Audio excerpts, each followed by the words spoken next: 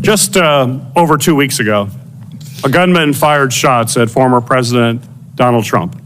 This assassination attempt wounded the former president and caused the death of Corey Competore, a husband, father of two, and former fire chief, who was attending the rally with his family.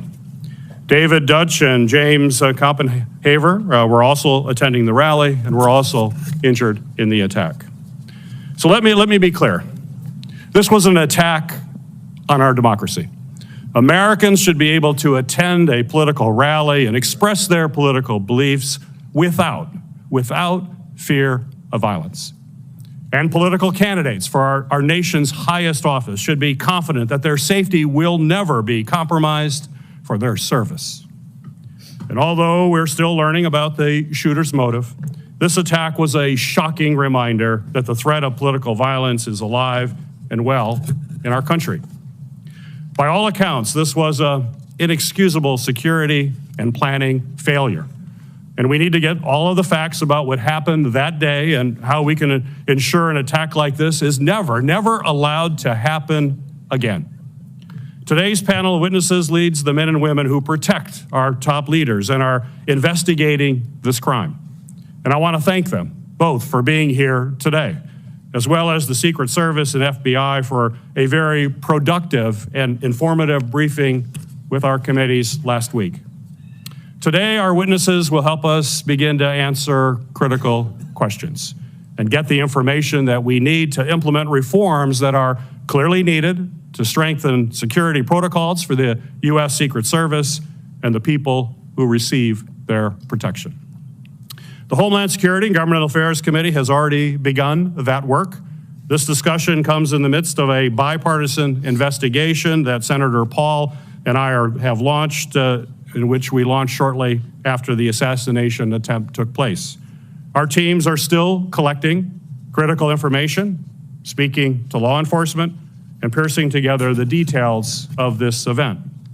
This past weekend, a bipartisan team of our investigators, along with key staff from Senators Blumenthal and Senator Johnson's office, traveled to Pennsylvania to speak with local law enforcement officials, review critical information from security officials who were working alongside the Secret Service, and to see the site firsthand.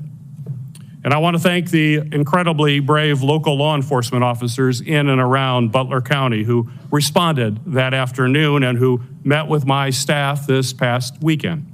They have helped to answer tough questions, as well as discuss in detail how the event actually unfolded.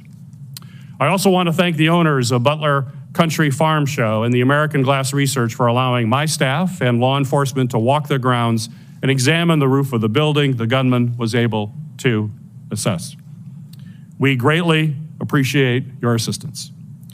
I've also requested documents along with Senators Paul, Blumenthal, and Johnson related to security preparations, intelligence gathering on potential violence prior to the attack, and detailed explanations of the security response from federal, state, and local authorities.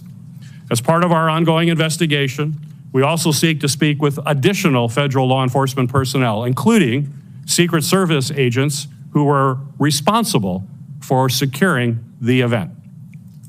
Today's hearing is an important opportunity to ask critical questions and to begin to give the American people the transparency and the answers that they certainly deserve.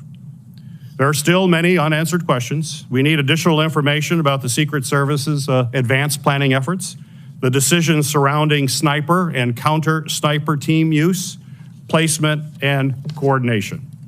We also need answers about what appears to be a problematic communication system that limited efforts to relay information and respond to events as they unfolded real time. And while today is focused on asking difficult questions about what went wrong, I also want to thank the men and women of the Secret Service who in an instant will lay their lives on the line to protect our nation's leaders.